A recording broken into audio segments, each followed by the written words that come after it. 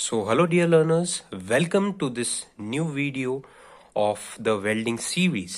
Okay, so इस video में हमारा जो टॉपिक है, क्योंकि पिछले जो वीडियोस है उसके अंदर हमने क्या क्या टॉपिक कवर किए थे। जो फर्स्ट वीडियो में हमने बेसिक्स ऑफ वेल्डिंग के बारे में जाना था और डिफरेंट वेल्डिंग टेक्निक्स हमने पूरी एक्सप्लोर करी थी। उसके बारे में छोटा छोटा ब्रीफ मैंने आपको बताया था। उसके बाद नेक्स्ट वीडियो में हमने आर्क वेल्डिंग के कुछ क्वेश्चन किए थे, जिसमें इन्वॉल्वमेंट था open circuit voltage and short circuit current के कॉन्सेप्ट्स का। उसके बाद नेक्स्ट वीडियो में हमने आर्क वेल्डिंग के कुछ मेल्टिंग एफिशिएंसी के क्वेश्चंस किए थे, जो कि एक बहुत ही ज़्यादा मतलब अमाउंट में पूछे जाते हैं in competitive exams like ESC and GATE. ठीक है, तो इस वीडियो में भी हम ऐसा ही कॉन्सेप्ट देखेंगे, जो है कॉन्सेप्ट ऑफ ड्यूटी साइकिल। ठीक है ना, तो ड्यूटी साइकिल का कॉन्सेप्ट मेनली क्या है कि आपको पीएसयू एग्जाम्स होते हैं, जो पीएसयू अपने सेपरेट एग्जाम्स कंडक्ट करती, उनमें ज़्यादा दिखेगा। और आप कह सकते हैं ईएससी में भी ड्यूटी साइकिल का कॉन्सेप्ट आ सकता है, और एसएससी जेई का भी आप कह सकते हो। बट गेट में रेयरली पूछ सकता है, but rarely they will ask the concept of duty cycle. So बहुत ही शॉर्ट एंड स्वीट वे में मैं आपको बताऊंगा। एक क्वेश्चन भी हम अटेम्प्ट करेंगे इस वीडियो में, और उससे पहले मैं हल्का सा आपको ओवरव्यू दे दूंगा। और बहुत ही सिंपल कॉन्सेप्ट है। तो ड्यूटी साइकिल सबसे पहले आपको, जैसे मैंने आपको बताया था कि जो ट्रांसफार्मर हमारा जो पावर सोर्स होता है, उसके थ्रू मैंने दो चीजें आपको बताई थी, open circuit voltage, short circuit current, जो हमने पहले दो वीडियोस में हमने कवर भी किया है। Open circuit voltage is what? It is the maximum voltage that transformer can supply, and short circuit current is the maximum current that transformer can supply. Okay, उसके बाद एक चीज होती है ड्यूटी साइकिल। ठीक है ना, ड्यूटी साइकिल क्या होता है? आपको ये पता है कि जब हम वेल्डिंग करते हैं तो टोटल वेल्डिंग टाइम को हम किस तरीके से बाइफरकेट करते हैं। ठीक है ना, जो टोटल वेल्डिंग टाइम होता है वो दो चीजों से मिलके बनता है। एक होता है हमारा रियल वेल्डिंग टाइम, मतलब जितने टाइम में हमने रियल में वेल्डिंग करी है, प्लस रेस्ट टाइम। अब रेस्ट टाइम में क्या होता है कि ना, बहुत सारी चीजें आ जाती है। रेस्ट टाइम में हमारा सेटअप टाइम हो गया, टूल चेंज ओवर टाइम हो गया, ठीक है, इलेक्ट्रोड चेंज ओवर टाइम हो गया, ये सारी चीजें हम इंक्लूड करते हैं रेस्ट टाइम में। ठीक है ना, और वेल्डिंग टाइम में हमारा जो मेन जो वेल्डिंग होती है, जिसमें हमारा आर्क से यूज आर्क के with help of the arc and electrode, जो वेल्डिंग होती है वो रियल वेल्डिंग होती है। ठीक है ना, ये टोटल वेल्डिंग टाइम में हम इस चीज को भी कंसिडर करते हैं। तो ड्यूटी साइकिल मतलब जो duty cycle refers to percentage of welding time of total weld cycle time. मतलब ये तो मेरा टोटल वेल्ड साइकिल टाइम हो गया, जिसमें welding time plus rest time होता है, और एक होता है मेरा रियल वेल्डिंग टाइम। तो ड्यूटी साइकिल मतलब क्या होता है कि जो टोटल साइकिल टाइम है, जिसमें आप टूल चेंज ओवर टाइम और दूसरा सेटअप टाइम वो भी इंक्लूड करते हो, उसमें से रियल में आपने वेल्डिंग कितने समय तक करी है, ये इसका एक इजी एक्सप्लेनेशन है ड्यूटी साइकिल का। तो उसमें क्या करेंगे कि जितना मेरे को वेल्डिंग मैंने रियल टाइम में करी है, और divided by total cycle time, जिसमें सब चीजें इंक्लूडेड है, इनटू 100, तो ये जो हमारा परसेंटेज में आता है, that will be our duty cycle. ठीक है ना, अब एक चीज होती है, एक कंसेप्ट है कि अगर मेरा 100% ड्यूटी साइकिल है, ठीक है ना, अगर मेरा ड्यूटी साइकिल 100% है, तो उस टाइम पे मैं सपोज, क्योंकि दो स्टैंडर्ड्स होते हैं, एक तो होता है American welding society AWS, and the other standard is IS, that is Indian standard. So Indian standard के हिसाब से जो ड्यूटी साइकिल होता है वो मेनली हम 5 मिनट्स तक कंसिडर करते हैं, और जबकि अमेरिकन वेल्डिंग सोसाइटी ने इसे 10 मिनट्स तक कंसिडर कर रखा है। तो 100% ड्यूटी साइकिल का अगर मैं इंडियन स्टैंडर्ड के रिस्पेक्ट में देखूं, तो वो ये कहता है कि मेरा 5 मिनट्स तक मैंने टोटल वेल्डिंग करी है, 5 मिनट्स तक मैंने कोई भी दूसरी चीज उसके अंदर नहीं करी है, मतलब मेरा फुल फोकस था वेल्डिंग पे। तो 100% ड्यूटी साइकिल अगर मैं रखता हूं, तो इसका मतलब ये है कि मुझे जो करंट ड्रॉ करना है वो मिनिमम ड्रॉ करना है। इसका मतलब ये है कि अगर क्यों ये ऐसा क्यों करते हैं, ऐसा इसलिए करते हैं क्योंकि जब हम 100% उसमें वेल्डिंग कर रहे हैं तो हमारी हीटिंग होती है, क्योंकि I²RT जैसा आपने फॉर्मूला पढ़ा होगा, H=I²RT।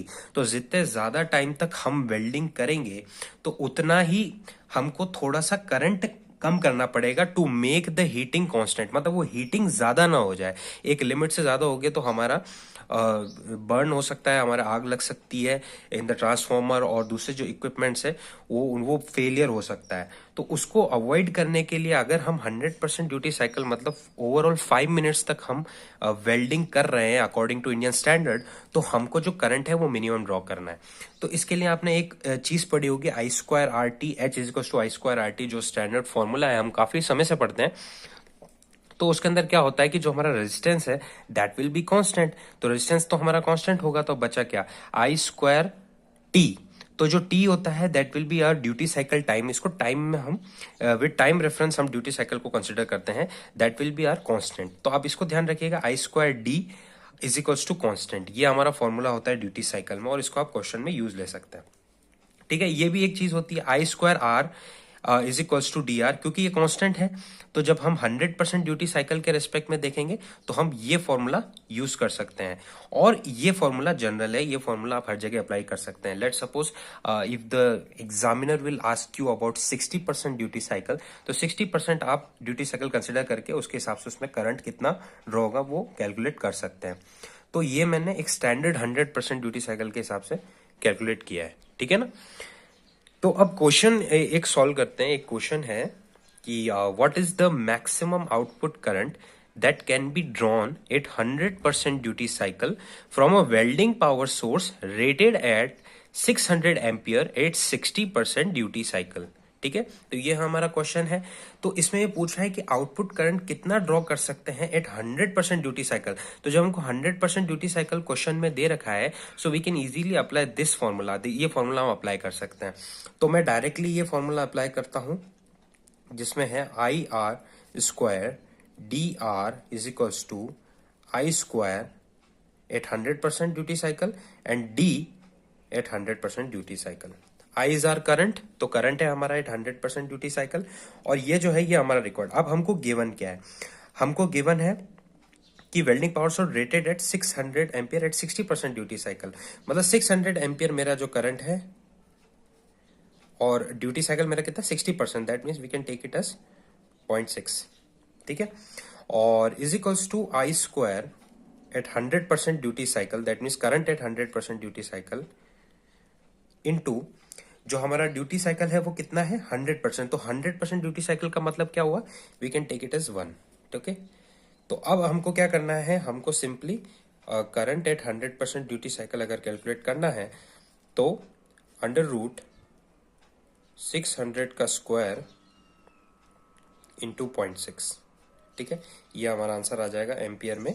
और एम्पियर में आपके पास कैलसी होना चाहिए, कैलसी में हम इस चीज को सॉल्व कर लेते हैं। क्या होगा, 600 का स्क्वायर इंटू डिवाइड नहीं, इंटू 0.6, और उसका हम कर देंगे अंडर रूट, तो हमारा क्या आएगा 464.76 एम्पियर। अगर हम round off to decimal places कर दें तो 758 हो जाएगा, 76.76, ठीक है। तो इस तरीके से हमने ये करंट कैलकुलेट कर लिया एट 100% ड्यूटी साइकिल। अब यहाँ पे भी ऑब्जर्व कर सकते हैं कि जैसे ही हमारा 100% ड्यूटी साइकिल हुआ तो current as compare to 60% duty cycle जिसमें 600 एम्पियर था उससे ये कम हो गया है। अब कितना हो गया है 464.76 एम्पियर, ठीक है। तो इस तरीके से ड्यूटी साइकिल के क्वेश्चन बहुत ही ईजी आते हैं। आपको सीधा फॉर्मूला ध्यान रखना है, that will be I square D is equals to constant, ठीक है। फिर आप डिफरेंट वे में, जैसे इसमें तो 100% था, फिर 60% भी पूछ सकता है आपसे, 80% भी पूछ सकता है, तो कितने भी रेटेड पे वो पूछ सकता है। इसमें 100% ड्यूटी साइकिल पे उसने क्वेश्चन पूछा, वो 80% पे पूछ सकता है, 90 पे पूछ सकता है, वो उसकी मर्जी है। तो जब 100% पे पूछे, ये फॉर्मूला है, और ये फॉर्मूला तो जनरलाइज्ड है, ये हर जगह अप्लाई होता है, ठीक है। तो इस तरीके से हम क्वेश्चन सॉल्व कर सकते हैं। I think it is very easy. उसके बाद एक टर्म और होता है, that is my operation factor, ठीक है ना। तो ऑपरेशन फैक्टर क्या होता है, ऑपरेशन फैक्टर को समझने, ऑपरेशन फैक्टर अगर मैं जनरलाइज वे में बोलूं तो कई लोग इन दोनों टर्म्स को, operation factor as well as your duty cycle, इन दोनों को इंटरचेंजेबली यूज करते हैं, मतलब दोनों को सिमिलर ही मानते हैं। लेकिन इसमें बस की डिफरेंस देखें operation factor and our duty cycle is कि जो हमारा ऑपरेशन फैक्टर होता है वो एक इंडस्ट्रियल टर्म है, दैट मीन्स कि एक ओवरऑल एक बिगर पर्सपेक्टिव को कवर करता है।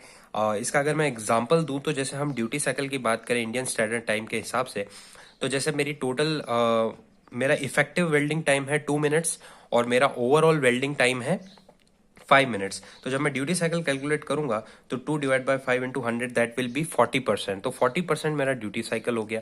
लेकिन जब हम ऑपरेशन फैक्टर की बात करते हैं तो हम ओवरऑल मशीन के बारे में और एक लार्जर थोड़ा सा ब्रॉडर टाइम लेते हैं हम इसके अंदर। जैसे कि मैंने लिया ऑलमोस्ट जैसा एक्चुअल मेरा मशीन का जो वर्किंग टाइम है वो है 8 आवर्स, और ओवरऑल मेरे पास पूरे दिन में 24 घंटे हैं। तो 8 डिवाइड बाई 24 इंटू 100, तो ये मेरा कितना आ जाएगा,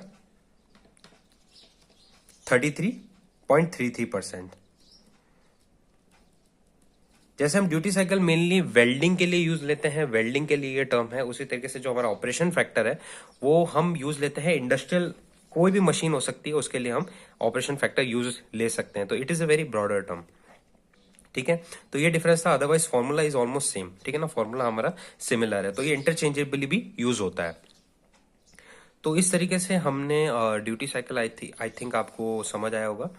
और अगर आपको अच्छा लगा हो वीडियो तो you can like as well as subscribe my channel for more videos. Thank you.